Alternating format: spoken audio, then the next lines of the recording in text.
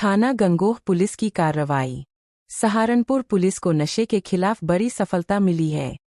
Operation सवेरा नशे के अंधकार से जीवन के उजाले की ओर अभियान के तहत थाना गंगोह पुलिस ने मादक पदार्थों की तस्करी करने वाले गिरोह के सरगना तसव्वर उर्फ बूढ़ा को गिरफ्तार किया है। अभियुक्त तसव्वर पुत्र इमरान निवासी ग्राम बाड़ी माजरा थाना गंगोह से 353 ग्राम अवैध स्मैक बरामद की गई है, जिसकी अंतर्राष्ट्रीय बाजार में अनुमानित कीमत लगभग 35 लाख रुपए बताई जा रही है। गिरफ्तारी के आधार पर थाना गंगोह पर मुशूने/0367/25 धारा 8, 21, 29 NDPS एक्ट के तहत मुकदमा दर्ज किया गया है। अभियुक्त पर पहले भी डकैती, लूट, शस्त्र अधिनियम और NDPS एक्ट सहित 12 से अधिक गंभीर मुकदमे दर्ज है। पूछताछ में अभियुक्त ने बताया कि वह स्वयं भी स्मैक का सेवन करता है और इसे बेचने का काम करता है। उसने स्वीकार किया कि बरेली से उसका भाई स्मैक लाता था और वह उसे छोटे छोटे हिस्सों में बेचता था। पुलिस की सख्ती से बचने के लिए उसने अपने साथियों के साथ मिलकर जुलाई 2025 में लूट की घटना को अंजाम देने की भी बात स्वीकार की। इस महत्वपूर्ण सफलता को थाना गंगोह पुलिस टीम ने अंजाम दिया, जिसमें उपनिरीक्षक अतुल कुमार, उपनिरीक्षक संजीव कुमार, हेड कांस्टेबल राहुल तोमर, अमित पंवार, अजित मलिक तथा कांस्टेबल रिंकू और सविन शामिल रहे। सहारनपुर पुलिस का कहना है कि नशे के कारोबार पर सख्त कार्रवाई आगे भी जारी रहेगी। गंगोह पुलिस ने मादक पदार्थों की तस्करी करने वाले व्यक्ति को पकड़ा है। क्या कुछ बरामदगी हुई है? इसे कहां से लाता था ये मादक पदार्थ और पहले क्या अपराधी इतिहास रहा?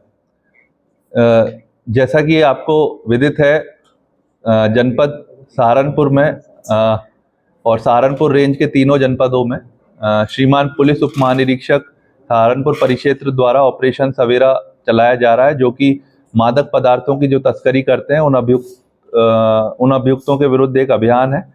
इसमें पूर्व में भी विभिन्न थानों द्वारा कार्रवाई की गई है और इसी क्रम में आज थाना गंगोह द्वारा मादक पदार्थ की तस्करी करने वाले एक अभियुक्त को गिरफ्तार कर माननीय न्यायालय के समक्ष पेश किया जा रहा है। इसमें दिनांक 2 सितंबर को जब थाना गंगोह पुलिस गश्त कर रही थी तो उसमें मुखबिर की सूचना पर एक अभियुक्त गिरफ्तार किया, जिसका नाम तसव्वुर उर्फ बूढ़ा है।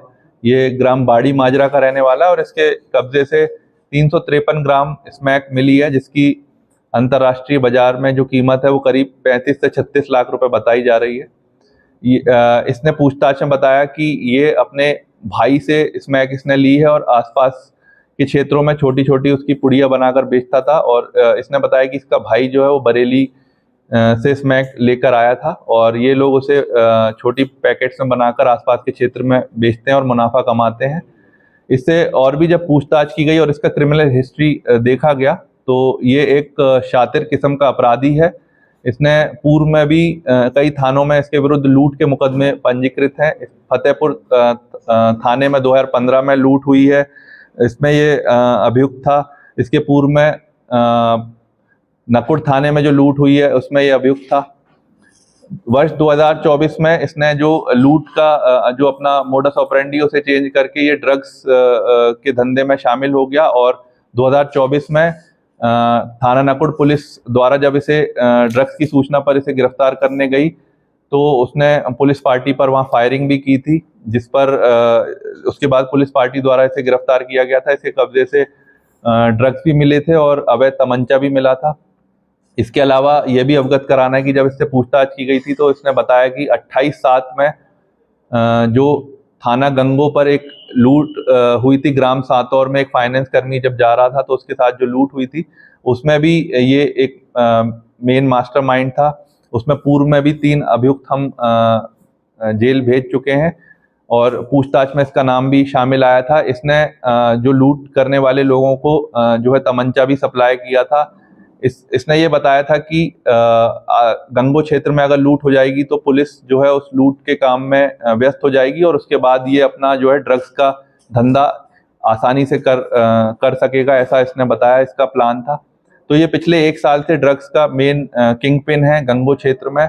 आसपास के क्षेत्र में ये जो है ड्रग्स सप्लाई कर रहा है और ये और इसका भाई मिलकर बरेली से लेकर आए थे। इससे भी पूछताछ की है, इंटरोगेशन नोट हमने बनाया है, इसके भाई को भी वांछित किया है और इसमें जो भी आगे चेन जुड़ती जाएगी, फॉरवर्ड और बैकवर्ड लिंकेजेस, उस पर भी काम करेंगे। फिलहाल आज इसे माननीय न्यायालय के समक्ष पेश किया जा रहा है और इसमें विधिक कार्रवाई प्रचलित। सर नेटवर्क किसने कैसे बनाया हुआ था, कहाँ ये उन नेटवर्क करने वालों से बिकवा रहा था, किस तरीके से वो लोग बेचते थे आगे, क्या मोबाइल के जरिए होती थी ये बात या?